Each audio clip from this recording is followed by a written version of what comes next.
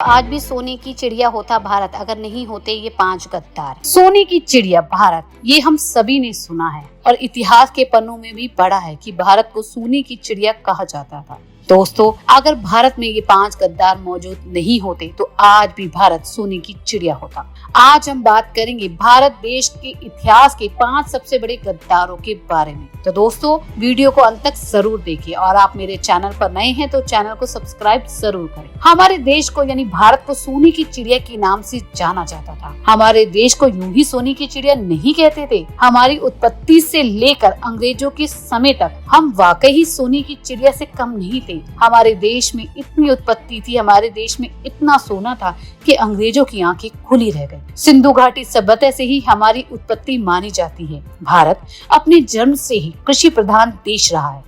भारत में कृषि खनिज पदार्थों की भरमार थी। यहाँ के लोगों के लिए सोना पैदा करती थी ये मिट्टी। लेकिन इन सब के बावजूद आज हमारी स्थिति पहले जैसी नहीं रही और इसका सबसे बड़ा कारण है लड़ाई झगड़ा, युद्ध।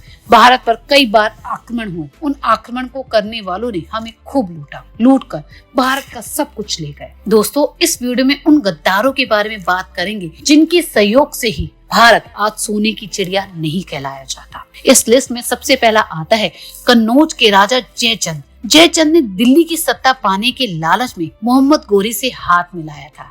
लेकिन दोस्तों, जयचंद को उसके कर्मों का फल मिला और गोरी ने युद्ध में जीतने के बाद जयचंद की हत्या कर दी। जयचंद ने केवल पृथ्वीराज के साथ ही छल नहीं किया बल्कि पूरे भारत के साथ धोखा किया, क्योंकि गोरी के बाद देश में इस्लामिक आक्रमणकारी ज्यादा हावी हो गए और लगातार भारत पर आक्रमण करते और लूट कर ले जाते। दूसरा आता है आमेर का राजा मानसिंह। जी हाँ दोस्तों, एक तरह जहाँ मेवाड़ के राजा महाराणा प्रताप पूरे भारत को आजाद कराने के लिए जंगलों में भटक रहे थे, घास की रोटियां खा रहे थे, अपने आप को कष्ट दे रहे थे, देश को मुगलों से आजाद कराने की लड़ाई लड़ रहे थे, तो वहीं दूसरी तरफ गद्दार मानसिंह मुगलों का साथ दे रहा था। मानसिंह मुगलों की सेना के प्रमुख थे। यही नहीं दोस्तों, जब प्रताप और मुगलों के बीच हल्दी घाटी का युद्ध हुआ था तब मानसिंह मुगल सेना के सेनापति थे। लेकिन महाराणा प्रताप ने मानसिंह को मारकर इस गद्दार को हमेशा के लिए वंचित कर दिया। लेकिन इस गद्दार ने समय समय पर खुफिया जानकारी मुगलों तक पहुंचाई, जिससे हमारे देश को काफी नुकसान पहुंचा। तीसरे आता है मीर जाफर।